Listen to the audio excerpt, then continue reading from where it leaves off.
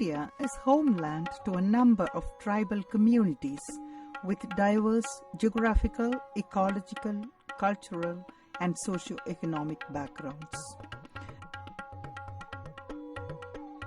According to the 2001 census, scheduled tribes constitute 8.14% of the total population of the country. In the state of Kerala, around 1% of the total population is tribal population, comprising of 36 unique scheduled tribes having varied livelihoods. According to 2001 census, the literacy rate of the scheduled tribes of India is only 47.1%. Compared to the national literacy rate of 65.8%, this is indeed a disquieting fact. Even in the state of Kerala, where the literacy rate is as high as 90.92%, the literacy rate of the scheduled tribes is far behind at only 64.5%. Within scheduled tribes, the dropout rate of children belonging to particularly vulnerable tribal groups or PTGs is observed to be very high. In order to tackle the issue of educating tribal children, the Dhebar Commission and the National Policy on Education recommended the establishment of Ashram Schools, residential schools in tribal areas in large numbers. Accordingly, 2 such Ashram schools have been established in the state of Kerala, one in Palakkad district for Kurumbar and Kada tribes, and the other in Malappuram district for Cholanaicken and Kattunayakan tribes. The focus of this brief documentary is Indira Gandhi Memorial Model Residential School, the Ashram School for the forest dwelling, particularly vulnerable tribal groups, namely the Cholanaicken and Kattunayakan, including Pathinaicken. The school was established in the year 1993 at Manjeri in Malappuram district, which is approximately 70 to 90 kilometers away from the tribal settlements to which it caters. Ever since the establishment of the school, high student dropout rate was a persistent issue. Time and again, it was reiterated that the high levels of dropout was mostly due to long distance from the tribal settlements, and that if the school could be relocated to a favorable location with closer proximity to tribal settlements, the dropout rate can be effectively reduced. As a consequence, the school was shifted to Nilambur, reducing the distance from the tribal settlements to the school by about 50 kilometers. However, shifting of the school to Nilambur was not found effective, and the problem of high dropout rates continued. The school records speak of long absence as a single reason for student leaving the school. It is a paradox that, despite all amenities provided free of cost to these children, the Ashram School failed to attract and to retain the children from the target tribal communities.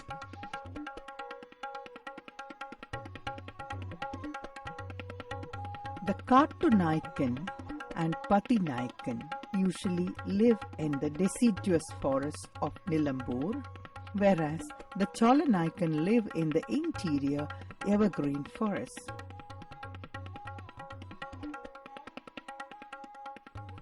Despite the geographical variations in their habitats, these communities have one thing in common.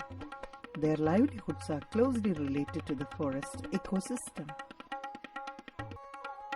Food gathering, small-scale hunting, fishing, collection of forest products, and forest labor are their major economic activities.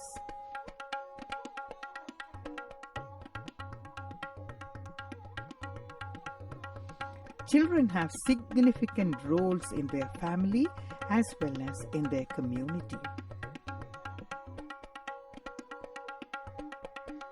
Let us now go to a tribal settlement, the home of the dropped out children. Life is carefree, cheerful, and relaxed in the tranquil forest. They sniff the fragrance of the wild grass. They bask in the love and care of their parents and affection of their loved ones. They are the children of nature, living in modest huts. The brooks in the forest are captivating. They find great pleasure in fishing and climbing trees for plucking fruits. They are busy with their children's specific roles and responsibilities. As far as they are concerned, these routines are imbibed and internalized by them. It is part of their life. There is a lot of sharing. There is a lot of caring. Freedom is the most valued asset as far as they are concerned. They cherish it and hold it close to their heart.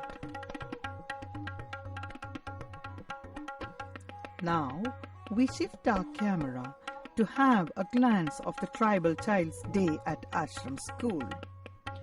From a carefree world to the structured, directed, controlled, and conditioned world. The child has to adapt and get adjusted to it.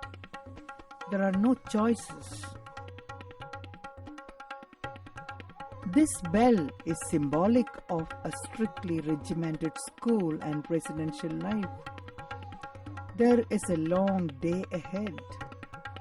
There are rules and regulations which need to be strictly adhered to.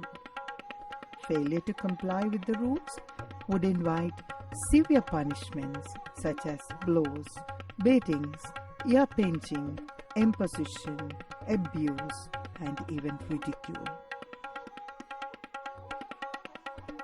All amenities are freely provided to the children, but these are neither valuable nor attractive for the children. Life, as well as the system of education, is alienating at Ashram School, and this is a stark contrast to their life in the forest habitat, where they are as free as birds.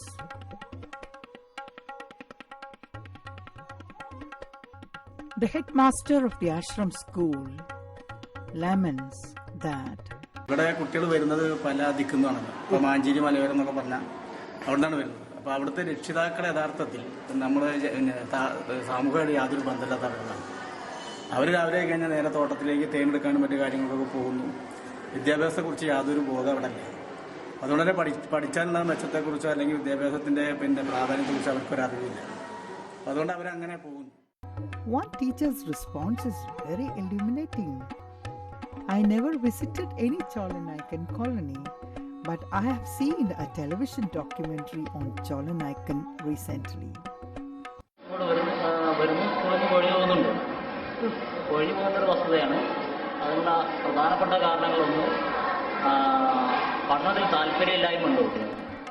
In the views of the ayah and watchman, children's lack of interest is the main reason for dropping out. Children do not have any interest in studies, and that is the main reason for their dropping out. This is an official of the Scheduled Tribes Development Department. He is of the opinion that the standards of the Kattunayakan and Cholanaicken students who happen to join the school in the 4th and 5th class are miserably poor, and therefore these children develop a sort of inferiority complex which ultimately end up in dropout. Tribal teacher. She highlighted the need for empathetic intimacy between the teacher and the students. We shall now move on to what the parents and elders in the tribal colony feel about Ashram School.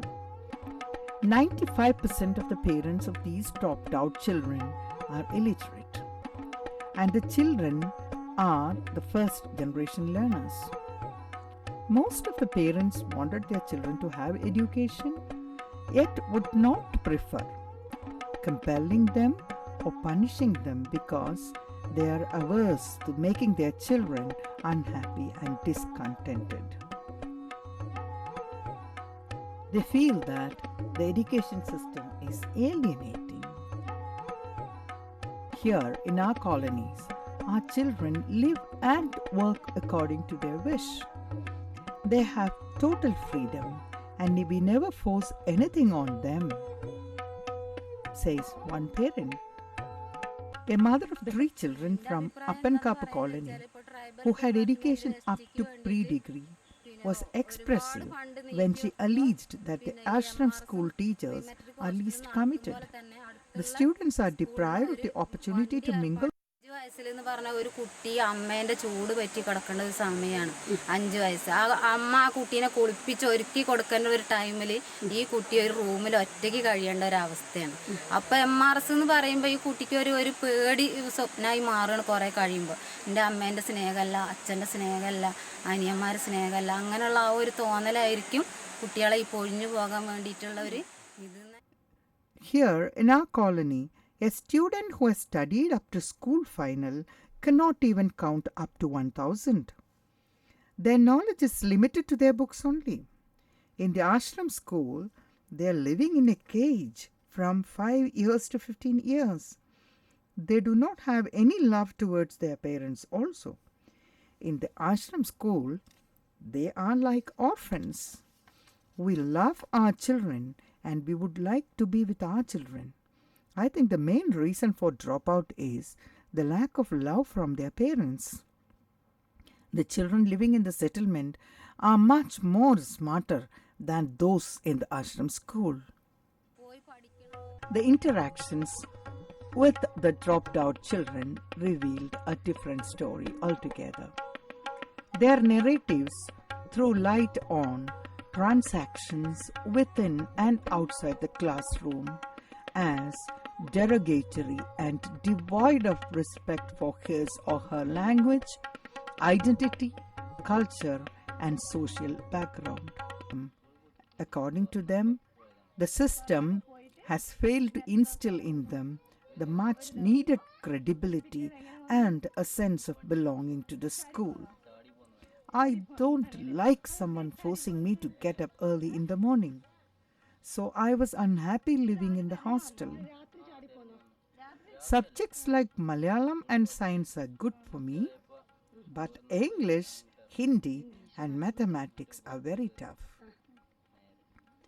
I could not follow English and Hindi classes.